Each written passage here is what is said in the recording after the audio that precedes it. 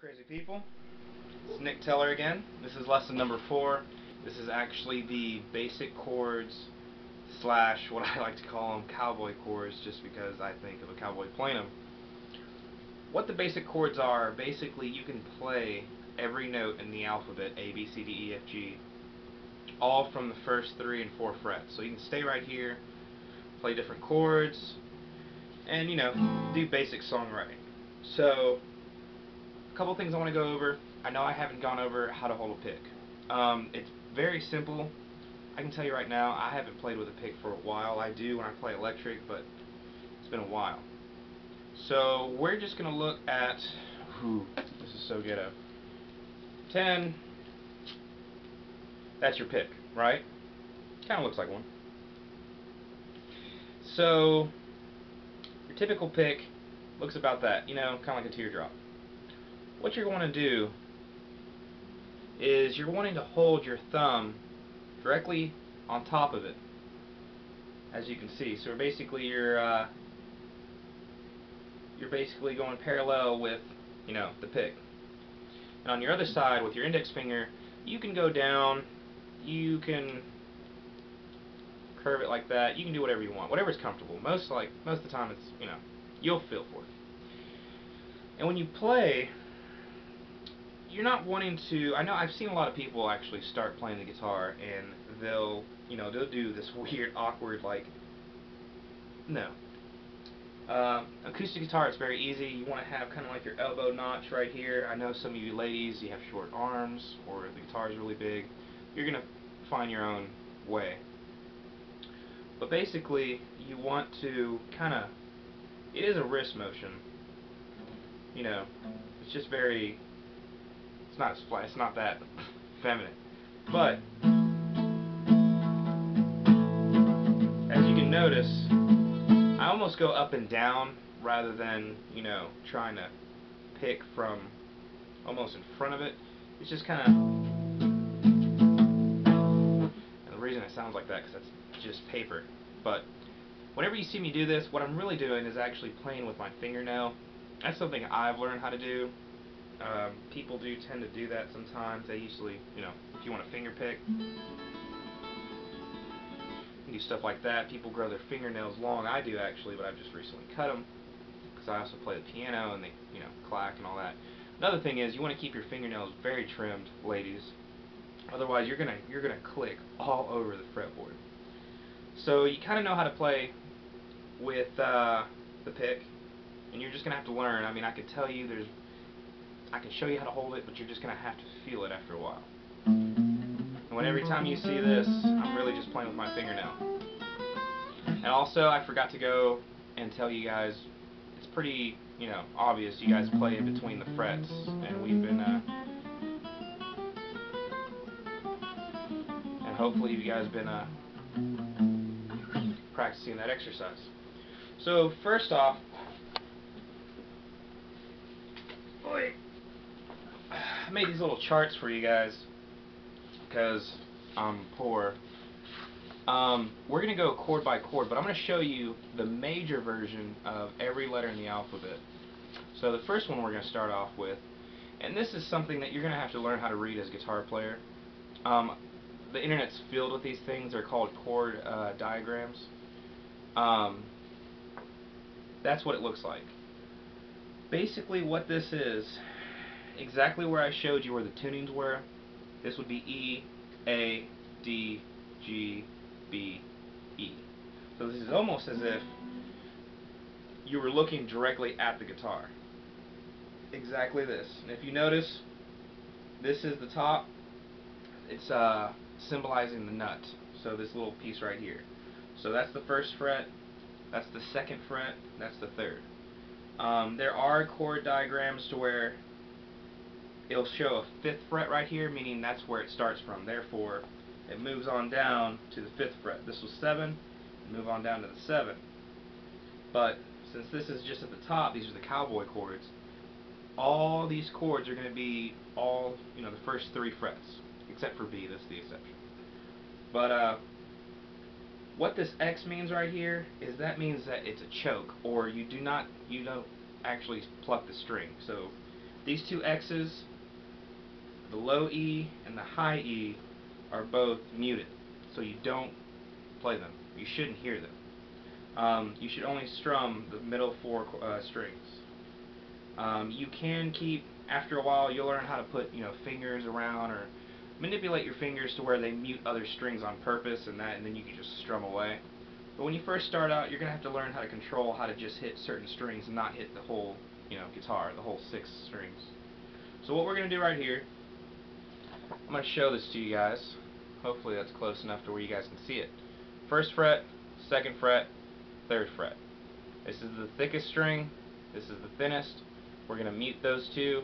We're going to play this open, and then we're going to play these big black dots are where you put your fingers. The 2nd fret on the D string, the G string, and the B string. So what this is going to look like, I'll actually play it like this. You're wanting to put your 3 fingers right here. Now this is going to be really hard for some of you because you have big fingers. But you're going to hit your A. Actually, you can do that. And that sounds horrible too. The reason I say you should put your 3 fingers because it's a lot easier, because typically what you do is you bar. And we're about to go through bar chords here in the next lesson, is where you hold your finger down over a couple strings, as you can see right there. Now,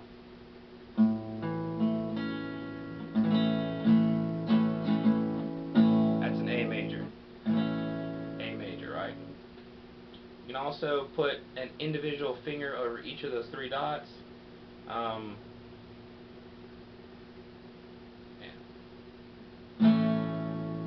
Yeah. I like to bar. I know you won't be able to bar because that's asking a lot of you as a new guitar player, so just try to do the 3 individual fingers. You'll get the gist of it. I know girls can do that because they have small fingers. So that's an A major. This is a B major. Now B major is going to be a little harder because, as you can see, there's 5 dots and you only have 4 fingers because your thumb can't wrap around. So as you can see, mute the thickest string, the E.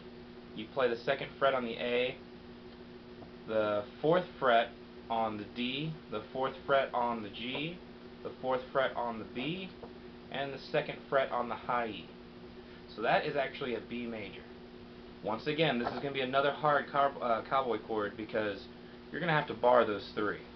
That's just, you don't have to bar those 3, but it's a lot easier. And then you're definitely going to have to bar those 2.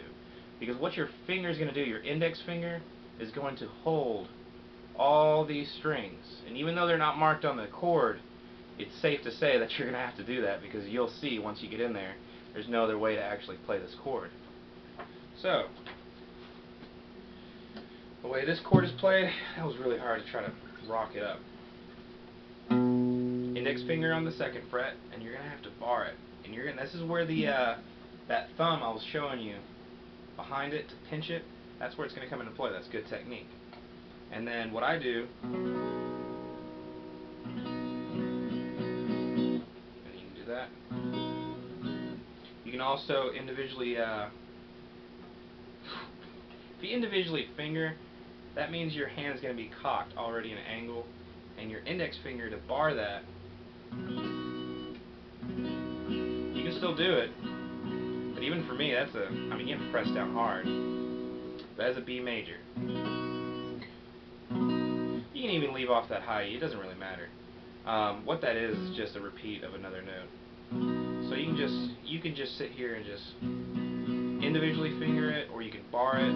I found out that my fingers, the first, I guess you'd call it digit, can cover 3 strings, except for the pinky. I haven't tried that.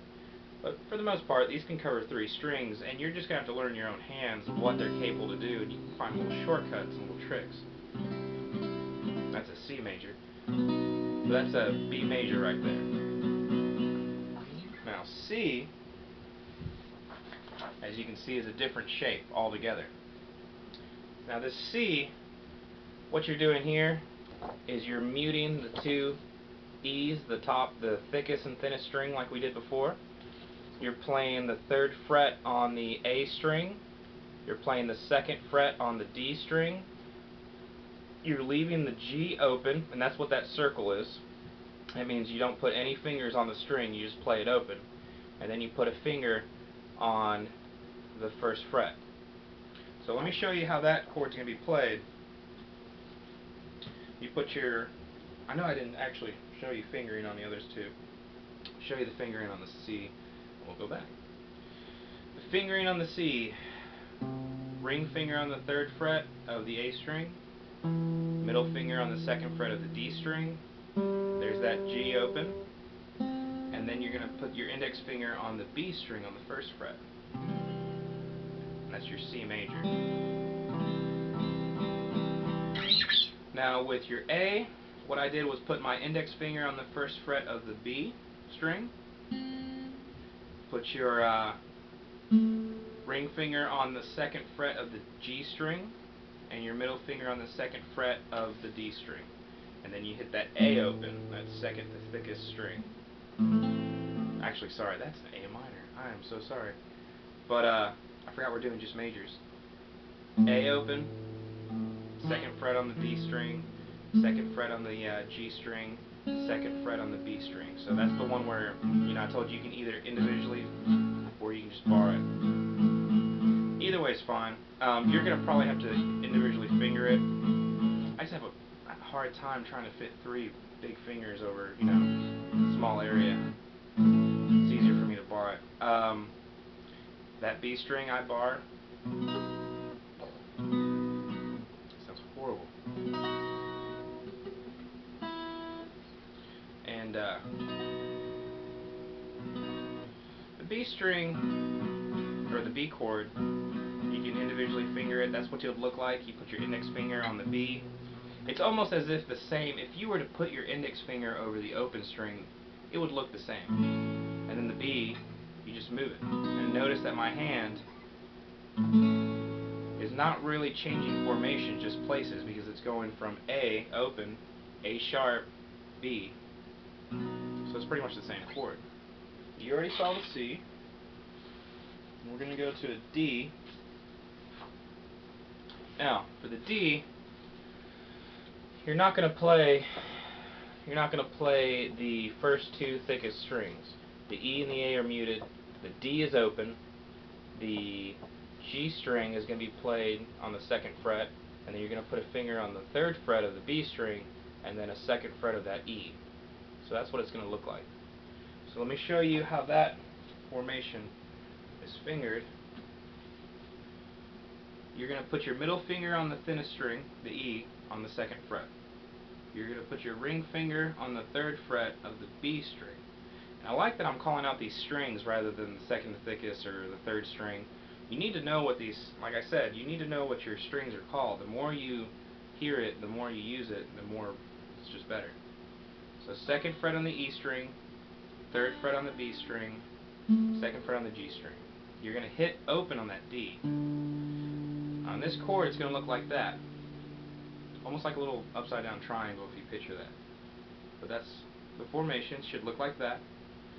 And remember that you're not going to hit the 2 thickest strings, so you're just going to start from the D and then strum down. And that's the D major.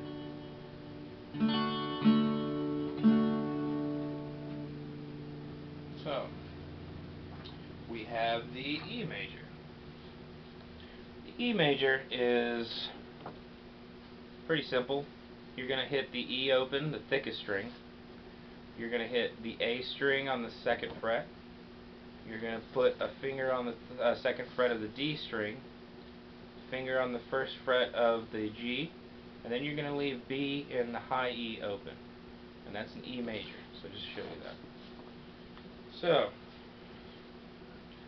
to do that one, you're going to put your middle finger on the A string on the 2nd fret, ring finger on the 2nd fret of the D string, index finger on the 1st fret of the G string, and then the other ones are open.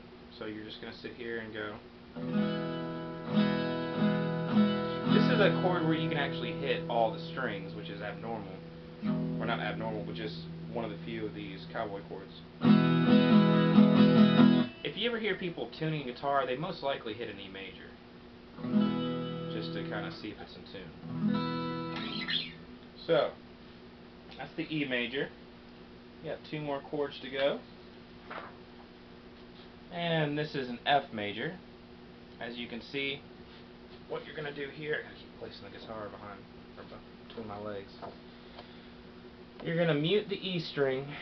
You're going to put a finger on the 3rd fret of the A string, a finger on the 3rd fret on the D string, finger in the 2nd fret of the G, and then you're going to put a finger on both 1st fret of the B and the E. So, what does that look like? Once again, this is 5 dots, you only have 4 fingers. You're going to bar these 2. So you're going to have to put a finger and hold these 2 down together using the same finger. That is going to be your middle finger, and these are going to be your middle finger, or this is going to be your index finger, this is going to be your middle finger and ring finger. God. You know what? Let me just show you. It's getting late over here. Alright, so once again, you hold those 2 with one finger, those 2, the thinnest strings, the 2 thinnest strings. You're going to put your middle finger on the 2nd fret, and you're going to put your pinky on the 3rd fret of the D string, and a ring finger on the A string, the 3rd fret. That is F major. So, let's see what else we have. Last but not least, this is a G major. Now what I realized when I was drawing this is it is a G major chord. This note is added to make it a, this is just for color. You don't need this note right here, but I don't have any white out, and I realized what I did, so I'm not going to say that this is just a G chord. It is added. I'm not going to confuse you by saying what it is and all that. I'm just going to say it's a G chord. It's a pretty chord anyway, and you should learn it. You'll learn why that is added. So, you have the thickest string E. You have a finger on the 3rd fret of the E, finger on the 2nd fret of A. These are open. I'm sorry I didn't draw little circles, but they're pretty much intended, or actually not intended, but I should have done that. So these are open, the 2 middle strings. And then you're going to play a 3rd fret on the B string, and then a 3rd fret on the high E. So that's the formation it looks like. It looks kind of weird because it's really spaced out, but you're going to see exactly what I do. You put your ring finger and your pinky finger on those 2 highest on the 3rd fret of the 2 highest strings. You're going to put a middle finger on the 3rd fret of the thickest string, which is E, and then you're going to put an index finger on the A string on the 2nd fret. These are open again, and this is a G major. Very pretty sounding. A lot of the, all major chords sound pretty. So let's go over this again. Just quick review. I was about to do A minor. A major, B major, C, D, E major, F, and then G. My guitar's a little out of tune, that's why I should have tuned it before this lesson, but I've been playing on it between them. So those are the chords, the cowboy chords. I will actually include a little website in the description below this video. It'll be a website that kind of shows you the basic chords, because me, just with my hand-drawn chicken scratch, probably doesn't help that much. But practice these chords, and the hardest thing you're going to have is making every note sound clear. Like say for instance the E major. You're going to have times where it sounds like this. Right? It's going to... That means whenever you hear this sound, that sound, that just mute, you're not pressing hard enough, or you're pressing either on the bar or just somewhere. You should be in the middle of the frets, between the bars. So when you play a chord, to make sure it sounds good, and this is going to be extremely hard because I know you have to press hard, play each note of the chord one at a time. Just sit there and go. That's going to let you see where your trouble spots are. See, I can see that my ring fingers block. It is. There you go. And that index fingers, now that's ringing out. See, every note rings out. If you get to the third or fourth and it's chunk, then look at your fingers and make sure that the string below it has enough room.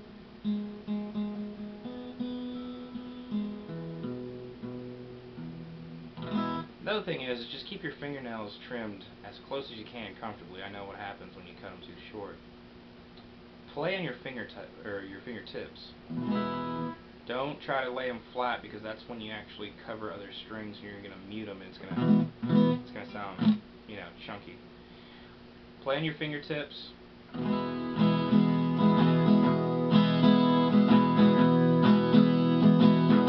And just play around with these chords. You can actually play enough of these chords, memorize them, take a good week or two to just keep playing them, and that way when you know, okay, this is a C, this is a D, this is a G, this is a E, you know, this is a, F. I'll tell you that the, actually that's minor.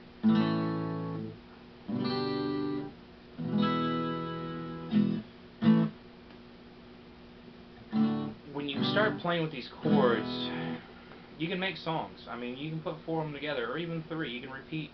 You can mix them out. You can go to D, to G, to E, back to G.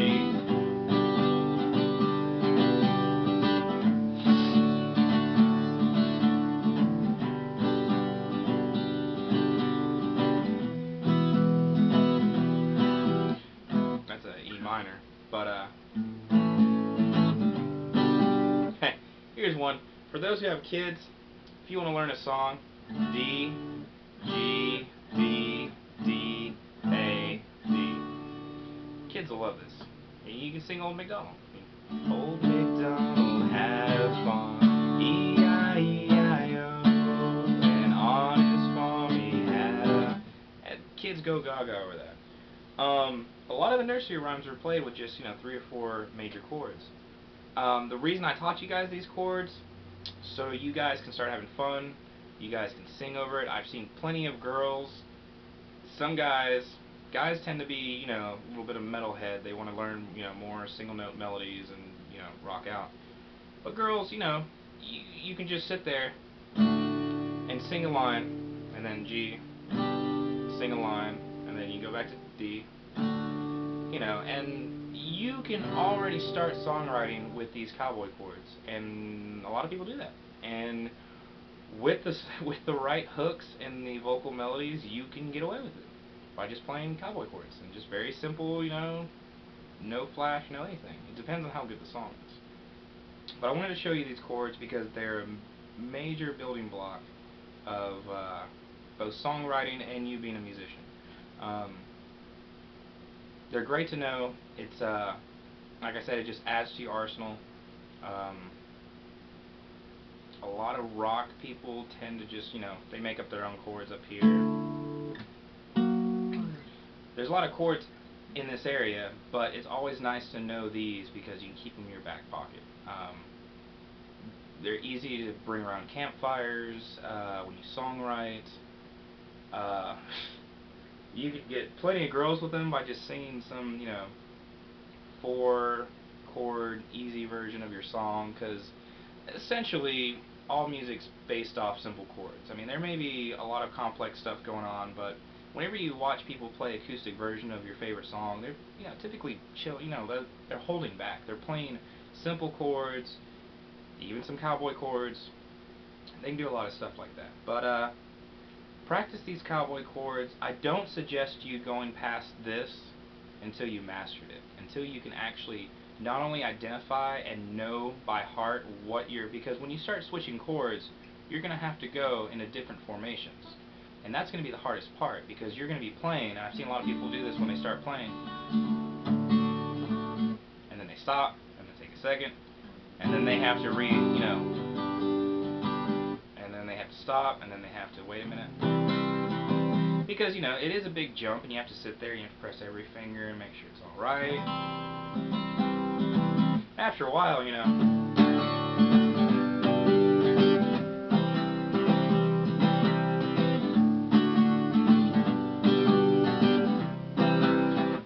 you can just start switching over, because you've already memorized them, you've played them over and over again, and that repetition is the greatest thing to getting better in music. Even when you think you've got it, just keep practicing and keep playing, and the warm-up exercise from lesson 3, keep doing that. These chords, keep doing this. Do not go past lesson 4 until you... Actually, you know what? Go past lesson 4, because lesson 5 is going to explain lesson 4, and it's going to be really mind-blowing, and I know it's going to be really hard, but like I said, it's in stone. You can watch it over and over again. If you don't catch it the first time, that's fine. Even if you watch these videos and you're playing guitar and you're just like, I have no idea what he's talking about, that's fine. Keep playing, and after a while, it's going to soak in after a while. I don't expect you to kind of just, get all this knowledge all at once of music theory and why the chords are what they are and why they sound the way they sound, because there's mathematics and there's just, there's certain rules of why they do what they do. For the most part, learn the chords, make up songs, sing and laugh and play and just have fun. But after you learn the theory of lesson 5 about these chords, do the warm-up and the chords. I don't suggest moving on for a couple weeks. And I know there's a bunch of stuff. I'm about to get into a lot of cool stuff with rock chords, scales, and a lot of cool stuff. But this is the biggest hurdle that you're going to have to go through. Learning finger control and tone, and making sure every note sounds good. Making sure every note sounds good, as well as when you switch chords, make sure they sound clean. There's no... That's the biggest thing you got to do right now. So, take a month, take 2 months, and just, if you want to go play, learn some rock songs that you like on the radio, learn some pop songs, do whatever you want to in your spare time. Don't watch any of my videos, because I want you to actually get this stuff just 24 hours a day. Eat, sleep, dream about these Cowboy chords and the exercise, so you can do it in your sleep, so you don't have to actually think about it and it's just second nature, because then we can move on and then you can actually start doing fun stuff. But get to know these chords, play around, write some songs, just kind of play around with the guitar. But the moment you can do clean changes and everything sounds good and you rarely make mistakes, which that takes months, I understand, but you get comfortable enough, you can show people and say, hey, look, I know some chords. Then we can move on. You can move on anyway, and like I said, I can't stop you. I have no control. I don't know where you are. But I don't suggest it, because I know personally for a fact that when I actually get really anxious and I just, I want to learn, and I just go, all those things that I was supposed to be